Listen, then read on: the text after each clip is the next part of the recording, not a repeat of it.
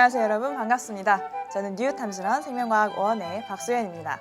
자, 여러분들, 제가 수강후기 게시판을 요즘 확인하다 보니까 이 필기에 대해서도 이 두 가지 의견으로 나뉘더라고요. 그래서 이 선생님이 필기를 판서를 해주는 내용을 한번 쫙 적어보니까 정리도 되고 너무 좋다 하는 학생들도 있고, 이 필기 내용이 좀 생각보다 많다, 책에도 있는 내용인데 이걸 다 필기를 해야 되느냐 이렇게 물어보는 친구들도 있어요. 그래서 이게 꼭 여러분들이 꼭 적어야 된다 이런 거는 아니지만, 선생님이 책에 있는 내용들을 이렇게 쭉 이제 정리를 하는 거죠. 어떻게 보면 눈에 쫙 보이게 순서대로 줄글로 풀어져 있는 것을 정리하면서 여러분들도 손으로도 한번 쓰고 눈으로도 선생님 강의를 보고, 그리고 선생님 소리를 귀로도 들으면서 최대한 여러 가지 감각을 활용해서 수업을 듣게 만드는 거거든요. 그래서 이걸 다 써야 될 필요는 없고, 여러분들이 책을 미리 한번 읽어본 다음에 어떤 구조를 하고 있구나 먼저 생각을 하고 들어오시면 굳이 필기를 다 할 필요는 없다, 이렇게 말씀을 드릴게요. 그래서 본인에게 맞는 방법으로 공부를 하시면 되겠다, 이렇게 팁을 드리도록 하겠습니다. 자, 그러면 우리 지난 시간에 무슨 내용을 공부했냐면요,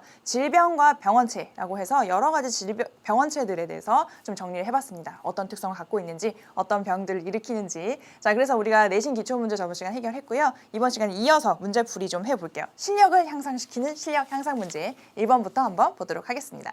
짠! 자, 이런 그림이 처음으로 나오는데요. 여기 보면 간은 뭐예요? 간은 세균의 종류를 뭐에 따라서, 그렇죠, 구균, 간균, 나선균으로 나눴다는 얘기는, 그렇죠, 모양에 따라서, 형태에 따라서 세 가지로 나눈 거를 그림으로 표현하고 있습니다. 동글동글한 구균, 그다음에 막대기 모양으로 길쭉한 간균, 그다음에 이렇게 나선 모양을 이루고 있는 굉장히 독특한 모양의 나선균, 이렇게 세 가지가 있고요. 나는 우리 유명한 세균 중에 굉장히 유명한 종류 있잖아요. 헬리코박터 파이로리균, 우리 광고에 나와가지고 굉장히 일약 스타덤에 오른 그런 세균인데요. 이 그림을 보여주고 있어요. 그리고 나서 보기를 좀 해결하도록 하는 그런 문제라고 볼 수 있습니다. 보기 한번 볼게요. 기억. 핵이 있으며 스스로 증식이 가능하다. 자, 일단 가의 그림도 세균의 종류를 나타낸 거고, 나도 사실 세균의 한 종류잖아요. 그러면 이 세균이란 거는 어떤 생물의 종류에 속하나요? 그렇죠, 원핵 생물이잖아요. 원핵 생물. 원핵 생물이란 얘기는 핵이 있다 없다? 핵이 없다. 핵을 갖고 있지 않은 생물을 원핵 생물이라고 하죠. 그런데 여기서 여러분들이 많이 헷갈려하는 부분은 핵은 없지만 핵산은 갖고 있다. 요거를 꼭 잊으시면 안 됩니다. 핵산은 갖고 있다. 이 DNA나 RNA는 이렇게 세포 질에 이렇게 노출이 되어 있는 것이지, 이 핵이라는 공간만 없을 뿐이잖아요. 핵산은 갖고 있다 하는 거 꼭 이해를 하시고요. 자, 그럼 일단 여기서 잘못됐네요. 핵이 없다. 그런데 뒷부분은 맞았는지 틀렸는지 한번 보도록 합시다. 스스로 증식이 가능하다. 우리가 예전에 문제풀이를 할 때 뭔가 스스로 증식이 가능하다가 하다고 나오면 무조건 틀린 보기가 됐던 적이 있었는데요. 그건 언제였냐면 바이러스에 대해서 물었을 때, 이 스스로가 나오면 틀렸다라고 했는데, 지금 여기는 바이러스가 아니고, 그렇죠, 세균이죠. 세균은 엄연한 생명이기 때문에 요거는 가능합니다. 하지만 앞부분이 틀렸기 때문에 기억을 이렇게 제거를 해야겠죠. 자, 니은. 모양에 따라서 구분을 하면 나선균에 포함된다. 그런가요? 이 나라는 헬리코박터 파이로리균은, 그렇죠, 굳이 따져보면 여기 나선균에 속한다고 얘기를 할 수가 있겠네요. 그래서 니은은 맞는 설명. 자, 디귿 보겠습니다. 여러 개의 편모를 가지고 있어서 운동성이 있다. 여기 보시면 편모가 뭐예요? 이렇게 뒤에 쭉 길게 나와 있는 이런 거를 편모라고 얘기를 하죠. 그래서 여러 개의 편모를 갖고 있고요. 이걸 이렇게 물결처럼 웨이브를 치면서 이렇게 앞으로 나갈 수 있는 원동력으로 삼죠. 그래서 운동성이 있는 그런 세균의 종류입니다. 그래서 니은 디귿이 정답이기 때문에 답은 몇 번이에요? 4번이 답으로 이렇게 체크가 되면 되겠죠. 그래서 이런 것들은 우리가 몸풀기로 한번 풀어봤다, 이해할 수 있겠고요. 다음 문제 보도록 합시다. 자, 두 번째 문제요. 두 번째 문제는 선생님이 이게 워낙 이렇게 길기 때문에 전체 문제를 다 여기다 표현하진 않았고, 이 위에 무슨 정보가 있어요? 식중독이 무엇인지, 식중독의 정의에 대해서 우리 교재에 나와 있습니다. 한번 읽어볼게요. 일단 식품의 섭취로 인해서 그런 인체에 유해한 미생물이나 그다음에 유독물질 같은 것이 들어오는 거예요. 그래서 그로 인해 발생되는 감염성이거나 아니면 독소형인 질환을 식중독이라고 한다. 일단 뭔가를 섭취해서 일어나는 질병이다라고 정리하고 있고, 이 식중독의 발생 원인과 잠복기, 증상을 이렇게 표로 정리를 해놨습니다. 한번 살펴볼까요? 장출혈성 대장균, 균에 의한 이 병원체가 균이 되겠죠. 그럼 살모넬라 균, 황색 포도상 구균, 구균이라는 얘기는, 그렇죠, 동글동글한 균을 얘기하죠. 모양을 얘기합니다. 자, 그 다음에 장염, 비브리오 균. 자, 그 다음에 이건 뭐예요? 클로스트리디움, 이름도 어려워요. 클로스트리디움 보툴리늄. 요것도 마찬가지로 세균의 한 종류인데요. 여러분들 뭔가 익숙하죠? 보툴리늄. 이 보툴리늄균의 독소, 만들어내는 독소가 바로 보톡스. 그걸 이용한 게 보톡스잖아요. 그래서 원래는 이렇게 굉장히 치명적인 증상을 일으키고 사람을 뭐 죽게도 만들지만 그거를 굉장히 소량을 적정량을 사용하면 주름을 펴지게 만드는 그런 부가적인 효과를 찾아내서 우리가 의약품으로 사용하고 있죠. 미용 용도로 해서. 그래서 이것도 세균의 한 종류다. 그다음에 이 밑에 보시면 장관 아데노바이러스, 노로바이러스. 요즘 유명하죠. 노로바이러스. 굴 먹어서 이제 고생하는 사람들이 많은데. 아무튼 그래서 병원체가 균 종류도 있고 세균 종류도 있고 바이러스 종류도 있구나 이런 걸 알 수가 있고요. 잠복기를 보시면 굉장히 다양합니다. 뭐 며칠씩 걸리는 것부터 몇 시간 이내에 나타나는 것들까지 굉장히 다양하고 증상은 이런 식으로 정리가 될 수가 있겠네요. 자, 그러면 우리 식중독에 대한 설명을 옳은 것을 보기에서 한번 살펴보도록 할게요. 짠, 보기가 여기 있죠. 자, 기억 보겠습니다. 식중독을 유발하는 바이러스가 있다. 있나요? 그렇죠. 밑에 두 가지. 뭐 아데노바이러스랑 노로바이러스 같은 거는 균이 아니고 바이러스였죠. 그래서 기억은 맞는 보기. 자, 니은 보겠습니다. 병원체 종류와 관계없이 잠복기가 동일하다. 여러분들을 너무 이제 무시하는 그런 보기죠. 그래서 그 자료를 해석하면 충분히 찾을 수 있는 그런 문제라고 보시면 되겠고요. 디귿. 피부 상처 부위를 통해서 병원체가 체내로 침투하여 발병한다.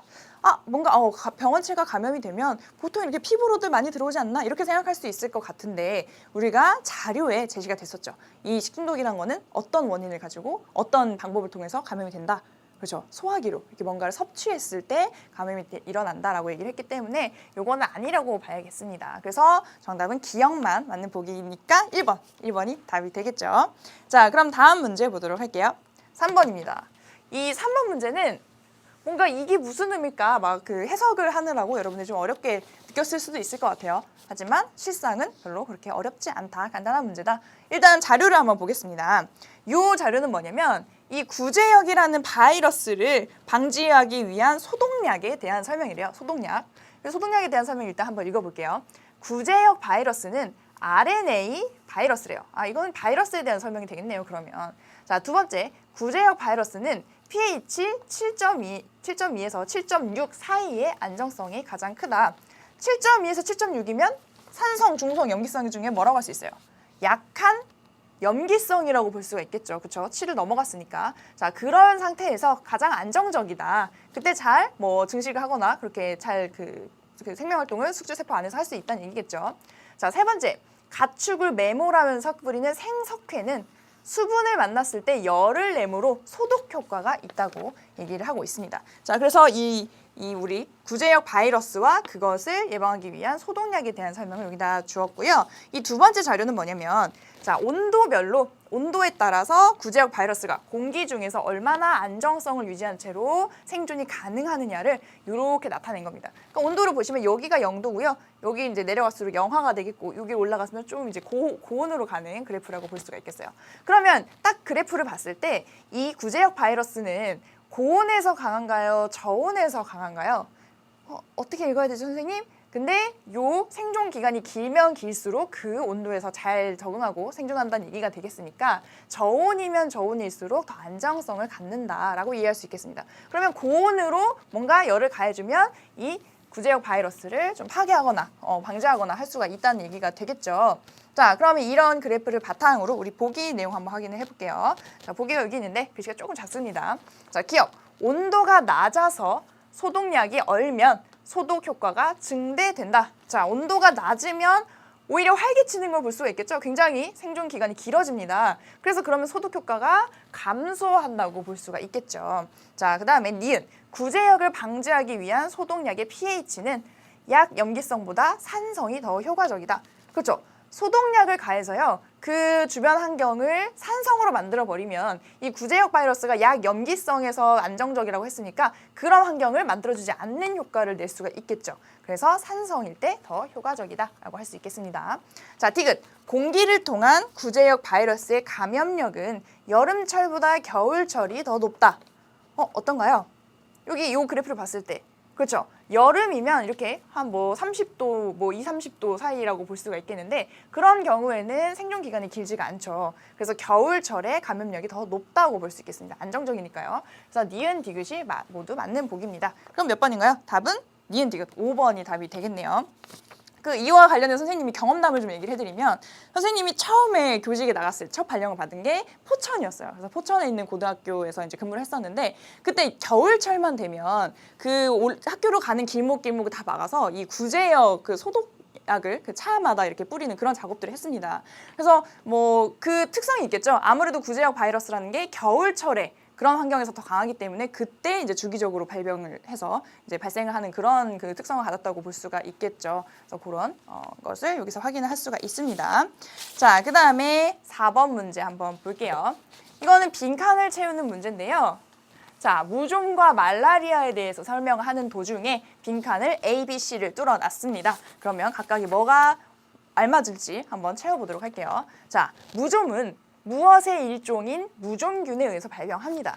자, 그럼 무좀을 일으키는 병원체는 어떤 종류에 속하나요? 바로 그렇죠. 곰팡이의 일종인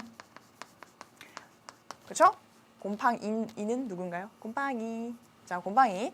그래서 우리 진핵생물의 한 종류잖아요. 그래서 곰팡이의 일종인 무좀균에 의해서 발병을 한다. 자, 그 다음에 무좀균은 피부의 각질을 녹여서 양분으로 삼는데요. 그러니까 우리의 그 피부 겉에 층을 녹여서 양분을 삼아서 각질층에서 번성을 하게 됩니다. 그래서 피부가 벗겨지고 물집이 생기며 가려움증이 동반되는 굉장히 어떻게 보면 괴로울 수 있는 그런 질병이 되는데요. 아무래도 같은 진핵생물이다 보니까 이거를 완벽하게 치료하는 게 조금 어렵다라고 얘기할 수가 있겠죠. 자, 두 번째, 말라리아입니다. 말라리아 원충은 무엇에 속한다? 자, 말라리아 원충은 어떤 병원체에 속하나요? 우리 봤던 거. 그렇죠. 곰팡이와 마찬가지로 진핵생물의 한 종류인 원생동물이죠. 원생동물에 속한다. 자, 그리고 말라리아 원충이 사람의 적혈구에 들어가서 증식하면서 적혈구를 파괴하며 이때 방출되는 독소에 의해서 열이 39도에서 40도까지 오릅니다. 자, 이 말라리아 원충은 무엇을 매개체로 해서 다른 사람에게 전염되나요? 자, C에 해당하는 건 뭘까요? 우리가 이런 원생동물에 의한 질병은 주로 열대지방에서 발병을 하고 그 다음에 이런 매개체로 곤충이 역할을 한다고 했는데 이 말라리아를 옮기는 것은 여기 보기 보면 모기 아니면 파리죠. 모기 아니면 파리 뭘까요? 그렇죠. 모기에 의해서 모기가 우리의 피를 쭉쭉 빨 때 이렇게 탁 꽂았을 때 말라리아 원충도 옮기는 그런 작용을 한다. 이렇게 해서 답은 A, 곰팡이, B, 원생동물, C, 모기 해서 답은 3번이 되겠는데요. 거기 보면 이 매개체가 파리인 질병은 뭘까요? 바로 수면병입니다. 수면병도 역시 원생동물에 의한 질병인데 그 매개체로는 채채파리가 중간에서 역할을 한다. 뭐 이런 것도 여러분들 상식적으로 알아두시면 될 것 같고요. 그래서 답은 3번 정리하겠습니다. 자, 다음 문제 볼게요. 다음 문제 5번입니다. 요런 형태의 문제 많이 제시가 될 수가 있는데요. 자료로 이렇게 두 가지를 묶어놓고 이 세균, 이 한쪽만 갖는 특징을 A라고 보고 그 다음에 또 이쪽 곰팡이가 갖는 특징 C라고 보고 이 둘 다가 공유하는 특징을 B라고 놓은 겁니다. 그러니까 여기에 뭐가 들어가는지만 바꿔서 이런 비슷한 형태로 문제를 많이 출제를 할 수가 있다는 얘기인데요. 자, 그러면 이것에 대한 그 설명으로 옳은 것만을 보기 위해서 한번 찾아보도록 하겠습니다. 자, 기억, 세포막을 가지고 있다. 이것은 A에 해당된다. 자, 일단 세균과 곰팡이 둘 다 생물인가요? 생물? 맞나? 아닌가? 자, 둘 다 생물이죠. 생물입니다. 생물이다 보니까 세포 구조를 하고 있어요. 자, 세포 구조의 가장 기본이 되는 건 뭐예요? 바로 세포막을 가지고 있는 거죠. 세포막을 바탕으로 안쪽 공간과 바깥쪽 공간이 이렇게 경계가 지어지고 안쪽 공간이 그 방해를 받지 않고 효율적으로 뭔가 물질 대사라든지 생명활동이 일어날 수 있는 그런 구조를 이루고 있죠. 그래서 기억은 둘 다 갖는 특징이에요. 그러면 A가 아니고 뭐라고 해야 돼요? 그렇죠. B라고 얘기를 해야겠죠. 그래서 원핵 생물이든 진핵 생물이든 같이 이런 그 세포 구조를 하고 있다는 거는 동일합니다. 자, 그다음에 니은 볼게요. 핵산을 가지고 있다는 B에 해당한다. 그렇죠. 선생님이 앞서서 얘기를 했습니다. 세균도 역시 핵은 가지고 있지 않지만 핵산은 가지고 있으므로 둘의 공통점 B에 해당되는 것이 맞겠죠. 그래서 니은은 맞는 보기가 되겠고요. 자, 디귿 핵막을 가지고 있다. 핵막을 가지고 있다는 C에 해당한다. 자, 그렇죠. 얘는 정체가 뭐예요? 원핵 생물의 한 종류고 곰팡이는 진핵 생물의 한 종류라고 얘기를 했습니다. 그러면 C에 해당하는 특징으로 핵막을 가지고 있다가 적절한 설명이 되겠죠. 그래서 니은 디귿이 답이기 때문에 답은 몇 번인가요? 바로 역시 5번이 답으로 선택이 될 수가 있겠네요. 자, 여기까지 정리했고 6번 문제 보도록 하겠습니다. 6번. 자, 여기 보시면 요 생긴 것도 굉장히 복잡해 보여요. 그러니까 여기 질병을 3가지를 넣었는데 A에서 C 각각이 혈우병, 그 다음에 결핵, 독감 이렇게 3가지 질병을 놓고요. 가와 나라는 요 특성으로 구분을 한 겁니다. 그래서 가에서 예라고 통과를 하면 이쪽으로 내려가는 거고 아니요라고 되어 있는 한 가지가 C에 해당하는 거고 이런 식으로 우리가 하나씩 자리를 찾아주면 되는 문제인데요. 자, 구분 기준이 여기 주어져 있어요. 그래서 그렇게 어려운 문제는 아닙니다. 여기다 써놨으면 조금 더 쉽게 느껴졌겠지만 그냥 매치만 시키면 되는. 자, 한번 봅시다. 가에 해당하는 구분 기준은 감염성 질병인가? 라고 물어봤어요. 그러면 감염성 질병인지 물어봤을 때 A와 B는 예. 감염성 질병이고 이 C는 감염성 질병이 아니겠죠. 그러면 이 3가지 질병 중에 감염성 질병이 아닌 것 뭐가 있을까요? 혈우병이 근데 뭔가 선생님? 혈우병 언제 얘기했냐면 우리 2단원에서 사람의 유전 얘기할 때 그 X 염색체의 유전자가 있는 반성 유전에서 정록생명과 이 혈우병 얘기를 잠깐 한 적이 있었어요. 그래서 이 혈우병은 결과적으로 이런 병원체에 의한 것이 아니고 뭐예요? 뭐에 의해서? 그렇죠. 유전에 의해서 일어나는 원인이 유전이죠. 유전질환이죠. 유전질환이고 결핵 같은 경우에는 원인이 뭡니까? 병원체에 의해서 걸리는데 결핵은 세균에 의한 질병이죠. 그래서 세균에 의한 건 결핵, 폐렴 이런 것들 잘 생각해주면 된다 그랬고 독감은 뭐예요? 독감은 대표적인 바이러스에 의한 질병이다. 바이러스. 그렇죠? 그래서 바이러스에 의한 질병 또 하나 정리해주면 독감, 감기 그 다음에 에이즈 이런 것들 기타 등등 정리 좀 해볼 수가 있겠습니다. 자, 그러면 일단 아니요로 간 이 혈우병은 여기 C가 되겠네요. 자연스럽게 혈우병이 C에 당첨. 자, 그러면 이 예로 간 2가지 자 다음 기준에 따라서 한번 구분해 볼게요. 두 번째 구분은 병원체가 세포 구조로 되어 있느냐 물어봤는데 예에 해당하는 건 A, 아닌 것은 B입니다. 그럼 이 둘 중에 세포 구조인 것은 세균이겠죠? 그렇죠. 생물인 세균. 그래서 이게 바로 세균에 의한 질병 결핵이 되겠고요. 그 다음에 B는 바이러스에 의한 질병 독감이 되겠네요.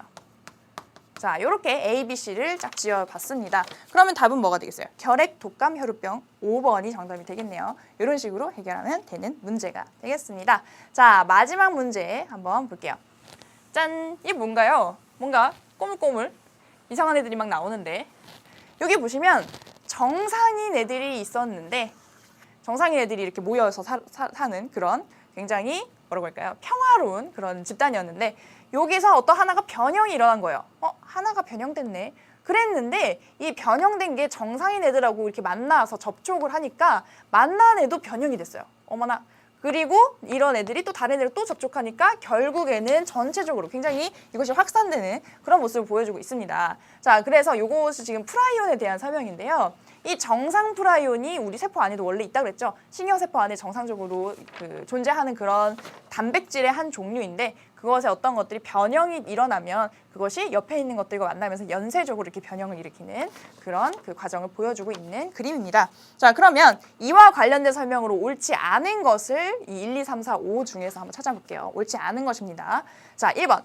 프라이온은 바이러스보다 입자가 작다. 프라이온의 정체가 뭐예요? 바이러스는 생물이 아니죠. 프라이온은요? 생물이 아닙니다. 근데 심지어 바이러스는 적어도 단백질 껍질이랑 그 다음에 자기 자신을 복제할 수 있는 그런 유전 물질인 핵산 정도는 가지고 있어요. 단백질 껍질과 핵산으로 구성된 것이 바이러스거든요. 그런데 이 프라이온 같은 경우에는 핵산이 없죠. 그냥 단백질이에요. 단백질의 한 종류라는 거죠. 그래서 훨씬 더 간단한 그런 물질이다. 그런 입자다. 그래서 바이러스보다 입자가 작다는 건 옳은 설명이니까 일단은 답은 아니겠죠. 그렇죠? 옳지 않은 걸 골라야 되니까. 자, 두 번째. 끓이거나 삶아도 변형 프라이온을 제거할 수가 없다. 그렇죠. 이게 이 프라이온의 무서운 점이라고 그랬잖아요. 우리가 보통 이제 뭐 미생물에 의한 질병들은 끓이면 주로 이제 파괴가 되기 때문에 그 역할을 하지 못하기 때문에 우리가 그렇게 예방을 하는데 이 변형 프라이어는 한번 이렇게 되면 끓이든 삶든 뭐 어떻게 하든 계속 그 상태를 유지해서 그런 전염성을 나타낸다 하는 거 그게 굉장히 무서운 점이라 얘기를 했었습니다. 자, 2번 아니고요. 3번 변형 프라이어는 핵산과 같이 자기 복제가 가능하다. 뭔가 복제하는 것 같아요. 아니에요. 그러면 여러분들이 이 문제 함정이 넘어간 겁니다. 자, 자기 복제라는 거는 내가 하나 있었어. 근데 나랑 똑같은 애를 나로부터 만들어내는 게 자기 복제잖아요. 이건 뭐예요? 내가 다른 애를 나처럼 만드는 거죠. 내가 이제 나랑 똑같은 걸 만들어내는 게 아니고 다른 애를 나처럼 이렇게 변형시키는 거예요. 그래서 이거는 자기 복제라고 할 수 없고 이거를 그냥 확대시키는 그런 선생님 좀비에 비유했었죠. 그죠? 이렇게 내가 딱 물었어. 그럼 또 하나의 좀비가 돼. 하지만 내가 이거를 막 분열하거나 뭐 그렇게 해서 만들어진 건 아니죠. 그래서 자기 복제와는 약간 거리가 있다 하는 거 이해를 하셔야 됩니다. 그래서 일단 답은 3번이 되겠어요. 3번이 틀린 설명이다. 자기 복제가 아니다 하는 거. 자, 다음 보기 그래도 확인을 해봐야겠죠. 자, 4번. 정상인 프라이오는 여기 이렇게 평화로웠던 애들. 정상 프라이오는 건강한 소의 신경세포에도 존재한다. 그렇죠. 이게 원래도 일반적으로 존재하는 그런 하나의 단백질입니다. 이 정상 프라이온이 원래는 신경세포의 기능을 도와주는 역할을 하거든요. 이게 변형이 됐을 때 문제가 되는 거죠. 이것도 맞는 설명이다. 자, 5번. 변형 프라이온이 소의 신경 조직에 축적이 되면 그때 광우병이 발병한다. 그렇죠. 그래서 프라이온에 의해서 변형 프라이온에 의해서 소는 광우병, 사람의 경우에는 크로이츠펠트 야코병 이런 것들이 걸릴 수 있습니다. 그 특징이 뭐예요? 소의 신경세포, 뭐 사람도 마찬가지고 신경조직이 축적되면 그 신경세포가 사멸합니다. 그러면 이게 그 신경조직이 퇴화가 되면서 중간중간에 구멍이 뚫린 그 뇌가 스펀지의 형태를 띠게 되는 그런 굉장히 심각한 질병이죠. 그래서 그런 식으로 발병을 한다. 그래서 답은 3번으로 정리를 해줄 수가 있겠죠. 자, 그러면 이 앞선 부분에 대한 문제풀이는 이 정도로 마무리를 좀 해보도록 하겠습니다. 그러면 이제 뭐 해야 돼요? 다음 부분 진도를 좀 나가봐야겠죠. 그래서 바로 이어서 인체의 방어작용에 대한 얘기를 좀 해볼 건데 그럼 어떤 얘기를 오늘 같이 하게 되는지 그 학습 포인트 같이 보도록 할게요. 짠! 크게 내용은 이렇게 두 가지입니다. 자, 첫 번째로 1차 방어작용과 2차 방어작용으로 크게 두 가지로 나눌 수 있어요. 오늘부터 같이 배울 내용을. 근데 여기는 회색으로 처리가 되어 있죠. 무슨 소리일까요? 그렇죠. 다음 시간에 배울 내용이다라는 의미고요. 그런데 여기다 같이 써놓은 이유는 여러분들이 이 두 가지의 큰 체계를 머릿속에 구조화시켜라 하는 그런 목표에서 이렇게 두 개를 같이 나열을 해놨습니다. 그래서 오늘 배울 내용은 1차 방어작용이에요. 그러니까 일단 우리가 방어작용이 뭔지를 먼저 좀 알아봐야 될 거고 그 방어작용 중에서 종류를 굳이 나눴을 때 1차 방어작용과 2차 방어작용을 나눌 수가 있다는 얘기가 되겠죠. 근데 이 명칭을 좀 보시면요. 1차 방어작용은 선천적 면역이라고도 할 수가 있고요. 선천적 면역, 선천성 면역 같은 얘기겠죠. 그다음에 비특이적 면역이라고 얘기를 합니다. 자, 근데 2차 방어작용은 완전히 요거에 반대되는 설명들이 붙어 있죠. 그래서 후천적 또는 후천성 면역이고 특이적인 그런 면역 과정이다라는 이런 큰 틀을 잡아두시고요. 이따가 이거 비교를 또 할 거거든요. 자, 그 다음에 오늘 배울 내용의 주된 내용은 외부 방어와 내부 방어로 나눠지는 1차 방어 작용이 되겠죠. 그런데 여러분들에게 미리 이제 구조를 좀 얘기를 해드리면 1차 방어 작용 같은 경우에는 문제로는 그렇게 많이 출제가 되지 않습니다. 내용 자체가 쉽고요. 별 것이 없어요. 근데 가장 중요한 내용이라고 볼 수 있는 건 2차 방어 작용이 되겠죠. 그리고 그 이후, 그 다음 강에서 얘기하게 될 ABO식 혈액형과 또 하나 다른 종류의 혈액형 뭐 있어요? 우리가 알고 있는 혈액형? 그렇죠. RH식 혈액형. 이 부분에서 거의 문제들이 다 출제가 된다고 볼 수가 있죠. 요렇게 통으로 묶어서. 자, 그렇지만 우리가 2차 방어작용과 비교해서 1차 방어작용의 특성이 어떻게 다른지 또 보기로 이것들이 섞여서 나왔을 때 아, 이건 1차다, 이건 2차다. 그 정도를 구분할 수 있는 성격은 돼야 된다는 거 미리 말씀드리고요. 굳이 여기서 좀 중요한 거 꼽아보자면 이 내부 방어 중에서 염증 반응이라는 것이 있습니다. 염증 반응. 자, 이걸 왜 중요하다고 여기냐면 우리가 보통 문제가 낼 때는 학생들이 좀 어려워하는 부분들, 좀 이렇게 헷갈려하는 부분들, 그런 부분들을 많이 출제하게 되는데요. 이 중에서 가장 조금 복잡하다고 볼 수 있는 부분이 이 염증 반응이라서 문제에 주로 자주 출제가 되는 경향이 있죠. 자, 이렇게 해서 여러분하고 함께 같이 공부를 하게 될 겁니다. 자, 그러면 일단은 여러분들 교재에 몇 페이지냐면 191페이지 아래에 있는 그림부터 조금 보고 넘어갈게요. 자, 무슨 내용입니까? 바로 1차 방어작용과 2차 방어작용을 이렇게 비교해서 정리를 해놓은 내용이죠. 한번 볼게요. 자, 요 아까 선천성 면역, 후천성 면역 그런 얘기를 했는데 이게 도대체 무슨 의미인지를 먼저 소개를 하겠습니다. 자, 1차 방어작용이에요. 1차 방어작용의 다른 이름은 선천성 면역이다. 그 다음에 비특이적인 면역이다 라고 표현했는데요. 이게 무슨 얘기냐? 말 그대로 갖고 태어난다는 거예요. 우리가 태어나는 시점 그때부터, 그러니까 병원체와 만나기 이전부터 가지고 있는 그런 면역 반응이다, 방어작용이다, 이렇게 이해하시면 되겠습니다. 자, 그 다음에 비특이적이라는 건 무슨 소리예요? 특이적이다. 특이적이라는 거는 뭔가 상대방이 정해져 있다, 특별하다, 그런 느낌, 특정하다, 그런 느낌으로 이해하시면 되는데 비자가 붙었기 때문에 그렇지 않다는 내용이겠죠. 그래서 특이적이 아니다. 상대를 가리지 않고 뭔가 침입자라고 생각이 되면 바로 일어나는 면역 반응이다라고 생각할 수가 있겠습니다. 선천성이면서 비특이적이다. 굉장히 중요한 특징이고요. 이 비특이적이라는 특성을 갖고 있기 때문에 광범위한 다양한 병원체에 대해서 신속하게 반응할 수 있어요. 왜 신속할까요? 이게 가리지 않는 거죠. 상대를 가리지 않고 뭔가 내게 아닌 것 같아. 그러면 바로 공격을 하기 때문에 굉장히 신속하게 반응할 수가 있다 하는 거. 자, 아까 얘기했듯이 요거를 외부 방어와 내부 방어로 나눌 수가 있습니다. 자, 외부 방어에는 피부나 점막이나 분비물에 대해서 이따가 설명할 거고요. 내부 방어로는 식세포 작용이나 염증 반응에 대해서 이따가 소개를 하게 될 겁니다. 자, 그러면 이번 강의 내용은 아니지만 1차 방어작용과 비교했을 때 2차 방어작용은 어떤 특징이 있나요? 이렇게 물어본다면, 자, 후천성이에요. 후천성. 무슨 뜻이에요? 일단 후천적으로 처음에부터 가지고 태어나는 건 아니란 얘기죠. 뭐가 후천적이냐? 우리가 병원체, 어떤 그런 항원, 대항해야 할 존재를 만나면 뒤늦게 만들어지는 그런 면역 반응이다. 뒤늦게 발동이 된다라고 생각을 할 수가 있겠고요.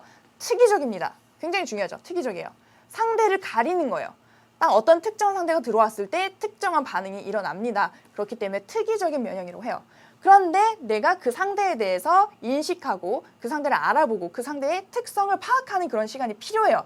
그렇기 때문에 반응이 1차 방어작용에 비해서는 상대적으로 느리다라고 볼 수가 있겠죠. 그래서 2차 방어작용을 둘로 크게 나눠보면 체액성 면역과 세포성 면역으로 나눌 수가 있습니다. 자, 이런 구조를 여러분들 머릿속에 가지고 우리 같이 수업을 좀 나가볼게요. 자, 그러면 요거는 조금 잊으시오. 자, 그래서 1차 방어작용부터 얘기를 하도록 하겠습니다. 자, 일단은 빔은 이따가 기회가 될 때 다시 보도록 하고요. 자, 이쪽으로 옮겨서 1차 방어작용. 자, 우리가 방어작용이라는 게 뭘까요? 방어작용, 면역이라고도 얘기를 하는데 이게 바로 우리 몸속에 외부에서 어떤 병원체라든지 어떤 독성 물질이라든지 이런 것이 들어왔을 때 그것을 막아내는 작용이 바로 이런 방어작용, 면역 이렇게 표현할 수가 있겠죠. 그래서 1차 방어작용을 우리가 아까도 정리했듯이 선천성이다. 선천성 면역이다. 선생님 이거 같은 얘기를 계속 반복하는 이유는 여러분들 머릿속에 이번 시간 안에 담아가시라는 의미에서 이렇게 계속 얘기를 합니다. 선천성 면역이고 가지고 태어난다. 그다음에 병원체를 만나기 전에 이전부터 우리가 가지고 있는 그런 체계다라고 생각하시고요. 그다음에 또 한 가지가 뭐였어요? 바로 특이적이다, 비특이적이다. 둘 중에 뭐였죠? 비특이적이다. 가리지 않는다. 상대가 누군지 궁금해하지도 않고 이렇게 다짜고짜 일어나는 그런 면역 반응이다라고 생각할 수 있겠습니다. 자, 크게 둘로 나눌 수 있다고 했는데요. 첫 번째는 외부 방어가 있고, 짠. 두 번째는 내부 방어. 이렇게 크게 둘로 나눌 수가 있겠습니다. 자, 어떤 차이가 있나요? 우리가 그 성에서 일어나는 전투를 한번 생각을 해보시면 그 성에서 들어오지 못하게 막는 거 있잖아요. 성벽과 같은 역할을 하는 것이 바로 이 외부 방어라고 생각을 할 수가 있고, 그 다음에 성벽 안쪽으로 어떻게 적군이 침입을 한 거예요. 그랬을 때 그 성 안에서 벌어지는 그런 전투, 그런 것을 내부 방어라고 이렇게 비유적으로 생각을 하시면 조금 이해가 쉽겠죠. 자, 그래서 외부 방어부터 설명을 좀 해보겠습니다. 외부 방어는 다른 말로 표현을 하면 물리적이면서 화학적인 장벽이다. 아까 성벽 얘기했듯이 물리적이면서 화학적인 장벽이다. 그래서 요거에 대해서 세 개로 크게 나눠서 설명을 할 겁니다. 자, 피부. 그 다음에 두 번째는 점막. 세 번째로는 분비액에 대해서 얘기를 할게요. 자, 일단 피부 같은 경우에는 우리가 잘 알고 있죠? 우리 이렇게 겉에 표면을 감싸고 있는 그런 부분인데 피부는 크게 이제 두 가지로 또 나눠볼 수가 있어요. 피부 위에 가장 표면에 존재하는 각질층 아예 병원군이 어떻게 하지 못하도록 침투하지 못하도록 물리적 장벽을 해주고 있죠. 침투 못하게 들어오지 마 이렇게. 그래서 우리가 이제 깨끗하고자 너무 때를 자주 밀고 너무 과하게 밀면 우리의 이런 물리적인 장벽을 해치는 일이 벌어질 수 있습니다. 그러다가 이제 상처라도 나면 거기로 감염이 일어날 수가 있겠죠. 그래서 우리가 피부가 별거 아닌 것 같아요. 너무 연약하고 꼬집으면 아프고 막 잘 쓸려서 뭐 벗겨지기도 하고 그런데 생각보다 굉장히 잘 막아줍니다. 그래서 우리가 뭐 상처가 난다든지 아니면 화상을 입었다든지 하면 그 상처 자체로 그 위험하다고 볼 수는 없고 거기로 인해서 병원균이 침입했을 때 그런 감염성에 의한 질병이 더 무섭다고 얘기를 하잖아요. 그래서 이 피부가 일차적으로 바깥에서 막아주는 작용을 합니다. 자, 그 다음에 우리 피부를 보면 시간이 지나면 아침에는 뽀송뽀송했는데 저녁 때가 되면 뭔가 번들번들한 것이 뭔가 막 나오죠. 그래서 우리 이 피부에서 만들어내는 땀이라든지 지방 과 같은 성분이 있는데요. 이 땀이나 지방은 산성을 띠고 있어요. 산성이면 우리 몸이 좋아하나요? 사실 우리도 산성 환경을 그렇게 좋아하지는 않는데 이 세균 같은 것들이 이 병원체들이 산성 환경에 취약합니다. 그러니까 이런 환경을 피부에서 만들어줘서 어떻게 증식을 억제하는 거죠.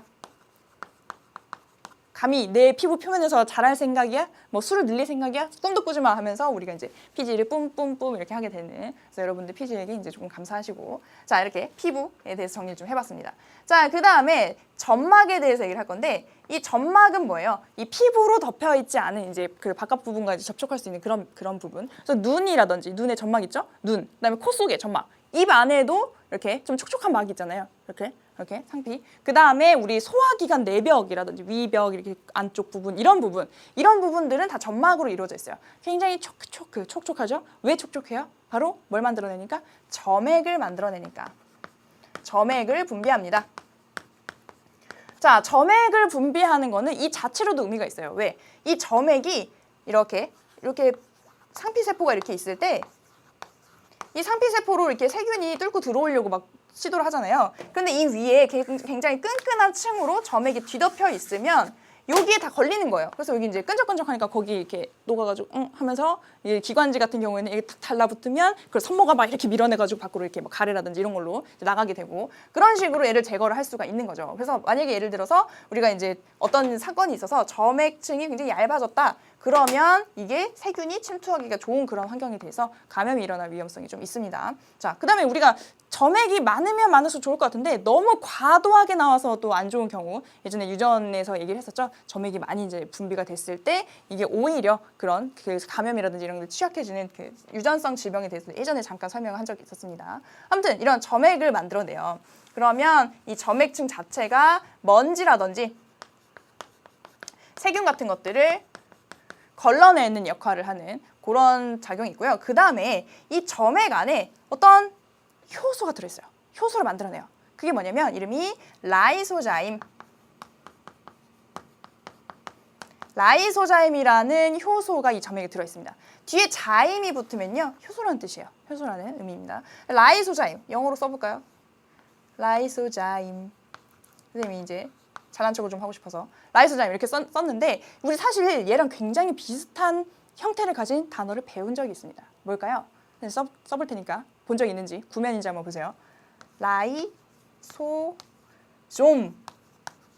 자, 얘 본 적 있나? 라이소좀 처음 듣는데 선생님? 이 맹세코 처음 봅니다. 아니에요. 이게 라이소좀이라고 읽어서 그렇지 우리 리소좀이라고 읽으면 조금 익숙하죠. 리소좀 뭐예요? 바로 우리 세포 안에 있는 소기관인데 세포 안에 이렇게 막성 소기관인데 이 안에 뭐가 들어있는? 가수분해 효소가 들어있어서 세포 내 소화작용에 관여하는 그런 세포 소기관. 그래서 소화작용에 관여해서 리소좀 이렇게 암기를 하라고 선생님이 얘기를 했었어요. 그렇게 배웠는데 이 앞에 붙은 라이소라는 얘기가 그렇게 분해한다는 얘기예요. 가수분해해서 뭔가를 쪼갠다. 그래서 그것과 마찬가지로 이 라이소자임은 무슨 역할을 하겠어요? 그렇죠. 가수분해해서 쪼개는 역할을 하겠죠. 근데 뭘 쪼개냐? 우리 예전에 배웠던 거 이제 다 총동원하는 그런 때가 왔습니다. 우리가 지난 시간에 세균의 바깥에도 세포 벽이 있는 경우가 있다. 그런데 이 세균의 세포 벽은 식물과는 달리 무슨 성분으로 되어 있다? 공부를 열심히 하고 이제 복습을 한 친구들은 바로바로 답이 나오겠죠. 바로 6글자. 펩티도 뭐요? 펩티도 글리칸. 펩티도 글리칸. 펩티도글리칸이라는 성분의 세균의 세포벽을 분해하는, 그래서 세균을 이렇게 세균 자체를 분해한다고 볼 수 있겠죠. 세포벽이 분해되면. 그래서 그런 작용을 해서 세균을 죽이는 역할을 하는 그런 요소가 나온다는 거 정리해 두시면 되겠습니다. 자, 뭐 이거는 뭐 굳이 그래서 세균의 세포벽을 분해하는 역할을 한다. 그 정도로 이해하시면 되고요. 자, 우리 분비액은 뭐냐? 분비액, 뭐 분비물 뭐 이렇게 생각할 수 있는데 바로 침, 퇴퇴, 땀, 주룩주룩, 그 다음에 눈물, 이것도 주룩주룩, 뭐 이런 것들 우리가 만들어내요. 뭐 피부에서도 나오고, 뭐 여기 눈물 샘에서도 나오고, 이런 분비액들을 만들어내는데 여기도 뭐가 있냐면요. 바로 여기서 배웠던 라이소자임이 여기도 들어있어요. 라이소자임.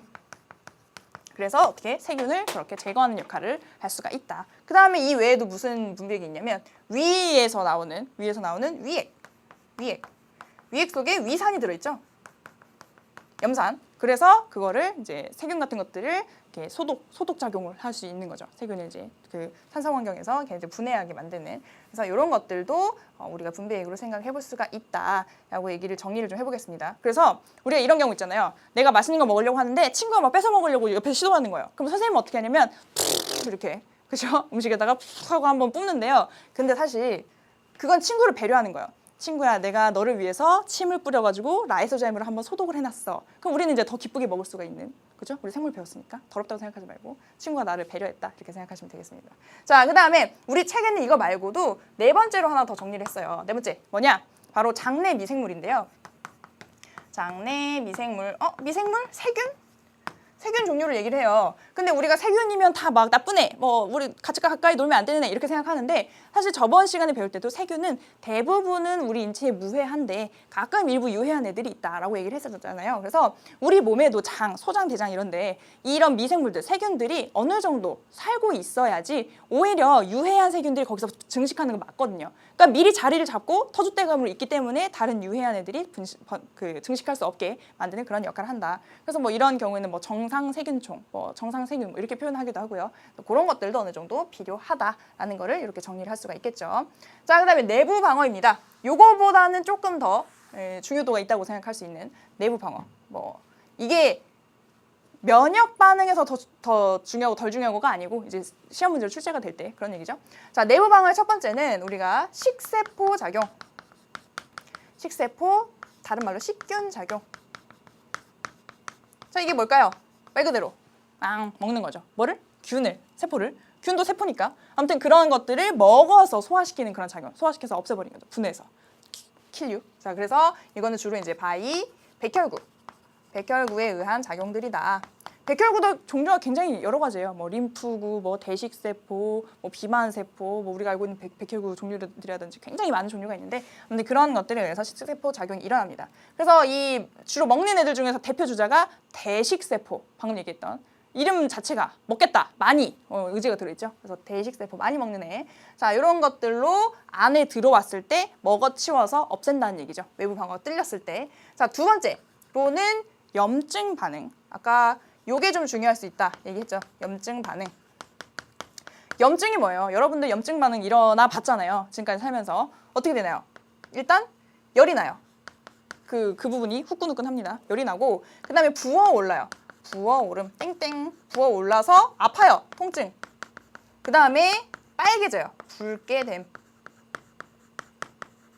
붉어짐, 뭐 붉게 됨, 뭐 이렇게 이런 종류의 반응이 일어나는 걸 통칭해서 염증 반응이라고 얘기를 하는데, 이 염증 반응이 도대체 왜 일어나는 거고 어떤 효과가 있는 것이냐, 그거에 대해서는 같이 빔 그림을 보면서 설명을 좀 해볼게요. 따라오십시오. 자, 이쪽으로 보면 짠, 요 그림인데요.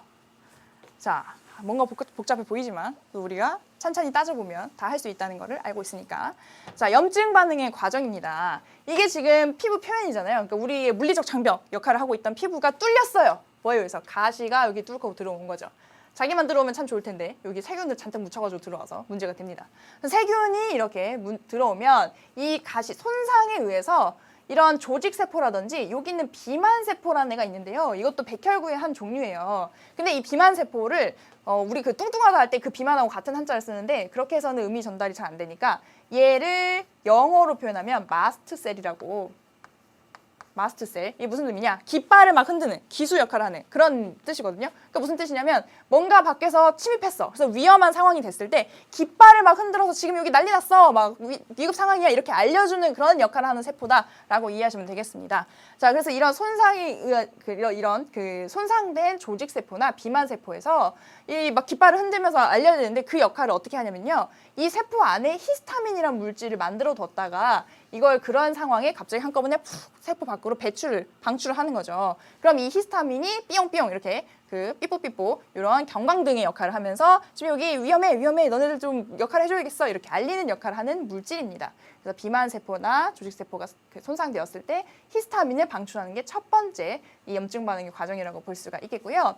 근데 보시면 아직 이제 히스타민이 여기서 조금 나오기 전 아니면 아예 나오기 전에는 이 밑에 지나가는 요게 바로 모세혈관인데요. 모세혈관이라는 이름에서도 알 수 있듯이 요렇게 적혈구가 겨우 한 줄로 랄랄랄랄라 하면서 이렇게 사이좋게 겨우 한 줄로 서가지고 지나갈 수 있는 그런 얇은 모세혈관입니다. 그래서 이렇게 가고 있다가 히스타민이 방출이 되잖아요. 그러면 그 히스타민의 그 역할을 어떤 역할을 하게 되냐면 이렇게 모세혈관이 이렇게 넓어지는, 확장되는, 그렇죠? 넓어지는 그런 역할을 하게 됩니다. 그래서 어떻게 넓어지는 거냐면 이 모세혈관도 여기 표시된 게 뭐예요? 다 세포잖아요. 세포들이 얇게 한 층을 이뤄서 이 벽을 만들고 있는 건데 이 벽들이 이렇게 늘어나면서 사이사이 틈이 벌어지는 거예요. 그래서 우리가 이런 그림을 한번 생각을 해보면 사람들이 이렇게 빽빽히 둘러싸서 하나의 원을 이룬다고 생각해 봅시다. 이렇게 원을 이뤘을 때 이 안에 있는 것들이 밖으로 빠져나가기가 쉽지가 않겠죠. 근데 이걸 어떻게 하냐면 사람들의 수는 그대로 있지만 우리가 뭐 이게 확장된다고 해서 사람 수가 늘어나거나 세포 수가 늘어나거나 뭐 그런 건 아니니까 이렇게 됐지만 이렇게 서로 손을 잡고 이렇게 강강수월래 하듯이 그렇게 넓혔다라고 생각하시면 될 것 같아요. 숫자 맞나요? 1, 2, 3, 4, 5, 6, 7, 8, 9, 10 넷, 5, 6, 7, 8, 9, 10 뭐 이렇게 해서 그 손 잡고 이렇게 안에 원의 사이즈를 늘렸다 그렇게 생각하시면 여기 안에 뭔가 갇혀있던 물질이 있을 때 밖으로 아무래도 빠져나오기가 쉽겠죠. 그런 상태가 되는 겁니다. 그래서 혈관이 이렇게 팽창해서 여기서 뭐가 빠져나오느냐 이렇게 됐을 때 자 일단 이런 백혈구들 선생님은 잠깐 이렇게 비춰주시면 이 백혈구들이 평소에는 여기 못 빠져나갈까요? 여기 혈관 벽으로 평소에도 빠져나와요. 그런데 힘들죠. 아무래도 이렇게 좁아 터졌는데 백혈구가 아무리 이렇게 아메바처럼 이렇게 자기 몸을 막 자유자재로 움직일 수 있다고 하더라도 이렇게 이렇게 힘들게 이렇게 나왔어요. 그런데 여기서 이렇게 넓혀준 거죠. 나오기 쉽도록 투과성이 이렇게 올라간 겁니다. 그러면 백혈구가 이제 박차고 예전보다 수월하게 이렇게 나가서 잡아먹으러 이제 출동할 수 있게 되는 그런 상황이 되겠고요. 그다음에 여기 우리 부어오르잖아요. 부어오르는 건 왜 그런 거예요? 이게 아무래도 이렇게 투과성이 좋아지다 보니까 이 안쪽에 흐르던 혈장 성분이 이 조직 쪽으로 이렇게 투과가 돼요. 그러면 여기 이제 점점 땡땡 부으니까 아프고 그런 상황이 나타나고 그 다음에 여기 우리 부어오른 부분은 주로 빨갛죠. 보통 다른 부분보다 빨개요. 왜 빨개요? 밑에 혈관이 확장되니까 거길 지나가는 혈류량 자체가 많아지죠. 혈류량이 많아지니까 이제 피가 많이 지나가는 것이 이렇게 빨간색으로 이렇게 위에서 보이는 거고 혈류량이 많아지니까 이 백혈구 같은 것들도 빨리빨리 이쪽으로 올 수가 있는 그런 상황이 되는 겁니다. 그래서 히스타민에 의해서 이런 모세혈관이 확장이 되고 모세혈관이 확장되면서 혈류량이 증가해서 백혈구가 이쪽으로 빨리빨리 올 수 있게 되고 그 다음에 이 투과성이 좋아지면서 여기 도착한 백혈구가 빠져나오기 좋아지고 그런 상황이 복합적으로 일어나는 겁니다. 그래서요 이 염증 반응의 종착점은 뭐냐면 결국에는 식세포작용이에요. 식균작용. 누가? 백혈구가 일로 와서 걔네들을 잡아먹어 달라고 이렇게 전체적으로 상황을 만들어 놓은 거죠. 염증 반응을 통해서. 그렇죠? 그래서 이렇게 해가지고 여기 놀러 오면 놀러 왔다고 하긴 좀 일하러 왔으니까 일하러 출동을 해가지고 여기서 다 잡아먹으면 마무리가 되는 그런 반응이라고 여러분들이 보실 수가 있겠습니다. 그런데 여기 보면 우리가 염증이 일어나고 나면 우리 몸에 뭐가 생기냐면 고름이 생겨요. 고름이 뭐예요? 이렇게 막 하얗게 고름이 생기는데 그게 사실은 이 전사한 백혈구의 시체라고 보시면 됩니다. 그래서 이 백혈구나 이 세균 같은 것들이 싸우고 전사한 애들이 거기 이제 딱 죽어가지고 이렇게 고이게 된 게 바로 고름이에요. 그래서 이 고름 같은 경우에는 잘 처리를 하지 않으면 그 안에는 이렇게 살아있는 그런 병원체가 있을 수가 있거든요. 그래서 고름에 의해서 또 감염이 일어날 수가 있으니까 만약에 이런 것들은 잘 처리를 해야 된다. 그런 식으로 정리를 좀 해볼 수가 있겠습니다. 자, 그래서 여기 다시 와가지고 정리를 마무리를 해볼게요. 자, 지금 이 시간 안에 여러분들이 머릿속에 다 정리해서 가는 거예요. 우리가 방어작용, 외부에서 어떤 병원체가 들어왔을 때 그거를 막아내는 작용을 방어작용 또는 면역이라고 얘기를 하는데, 그거는 크게 1차 방어작용과 2차 방어작용으로 나뉜다. 다음 시간에 배울 거지만 이렇게 크게 나뉘고, 이 1차 방어작용은 선천적이라는 특징이 있다. 어떻게? 갖고 태어난다. 미리 만난 적이 없더라도 처음 들어왔을 때도 이미 막아낼 그런 대응 체계가 되어 있다. 선천성 면역. 그리고 비특이적이에요. 비특이적. 누가 들어오든지 상관하지 않고 뭔가 외부에서 새로운 놈이 들어왔어. 새로운 애가 들어왔다. 그러면 그거를 막아내도록 이제 발동이 되는 거죠. 그래서 그렇게 이해하시면 되겠고, 그러다 보니까 누군지 가리지 않는다. 그 다음에 미리부터 체계 구축이 되어 있었다. 그러니까 굉장히 빠르게 많은 다양한 종류를 상대해낼 수가 있다는 굉장히 그 좋은 점을 가지고 있는 그런 방어 작용입니다. 우리가 문제에서 2차 방어가 많이 나온다고 해서 얘가 더 중요하지 않은 건 아니에요. 그렇죠? 우리가 피부에 상처 나면 굉장히 감염의 위험성이 커지듯이 그렇게 할 수 있죠. 그래서 이런 1차 방어 작용을 외부 방어와 내부 방어로 크게 나눌 수가 있고, 외부 방어는 이 겉에서 침투하지 못하도록 막아주는 역할을 한다. 그래서 그것을 물리적, 화학적인 장벽이라고 얘기를 하고, 그런 역할을 해내는 것으로 피부, 점막, 분비, 그 다음에 우리 장내에 기생하는 그런 미생물들을 얘기를 할 수가 있다. 이렇게 정리를 해볼 수가 있겠습니다. 요거는 그런데 여러분들이 그렇게 크게 신경 쓰지 않아도 되는 그런 부분이에요. 소개가 되어 있는 교재도 있고 그렇지 않은 교재도 있고, 선생님은 우리 교재를 기준으로 정리를 한 거니까. 자, 그리고 이 외부 방어에서 여러분들이 그 알아둬야 될 그런 명칭은 바로 이 라이소자임이다. 라이소자임. 라이소자임은 효소의 한 종류인데 바로 그 뭐 하는 거예요? 가수분해하는, 뭐를 가수분해하는? 세포벽을. 세균의 세포벽을 가수분해하는 그런 종류의 효소다 하는 거, 그런 거 새로운 용어 정도 정리를 좀 해주시고요. 그 다음에 이쪽으로 왔을 때 내부 방어, 내부 안쪽으로 침입한 거죠. 외부에서 잘 막아줬지만 그래도 일부는 이렇게 들어오는 경우가 있을 때, 그때 첫 번째로는 식세포 작용, 식균 작용 잡아먹어서 얘들 처리한다. 그래서 그 백혈구들이 수고를 해주는 거고요. 두 번째, 염증 반응에 대해서 방금 얘기를 했어요. 부어오르고 빨갛고. 근데 이 염증 반응은 누가 뭐를 분비하는 것이 주 반응이다. 바로 어떤 세포? 어떤 세포? 그렇죠. 비만세포. 비만세포가 뭐를 만들어내요? 바로 히스타민이라는 물질을 분비한다. 삐뽀삐뽀 히스타민을 분비하면 바로 이 히스타민이 어떤 작용을 하게 된다. 뭐를? 그렇죠. 모세혈관을 확장한다. 모세혈관을 확장하면 이 모세혈관에 흐르는 피에 이제 흐르는 양이 많아지죠. 그러니까 혈류량이 증가해요.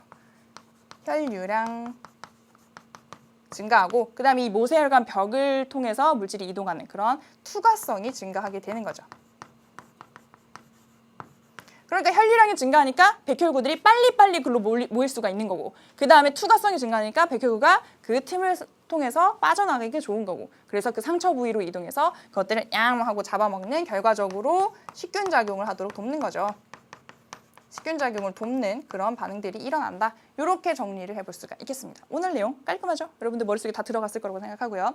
자, 그럼 이제 마무리를 해봅시다. 오늘 배웠던 내용은 여러분들이 이제 좀 간단하게 너무 어렵지 않게 이해를 하시면 될 것 같고, 염증 반응의 과정 정도 다시 정리를 하시면 될 것 같습니다. 자, 관건은 어디? 다음 시간에 같이 공부할 그 2차 방어작용이 되겠죠? 그럼 1차 방어작용의 특징, 선천적이다. 그 다음에 비특이적이다. 그 내용만, 그 말이 무슨 말인지만 여러분들 머릿속에 가지고 다음 시간에 선생님하고 같이 만나도록 할게요. 오늘 배운 내용 간단하게 정리를 좀 해주시고요. 자, 그럼 다음 시간에 더 중요한 내용으로 같이 만나도록 하겠습니다. 오늘 고생 많이 하셨습니다.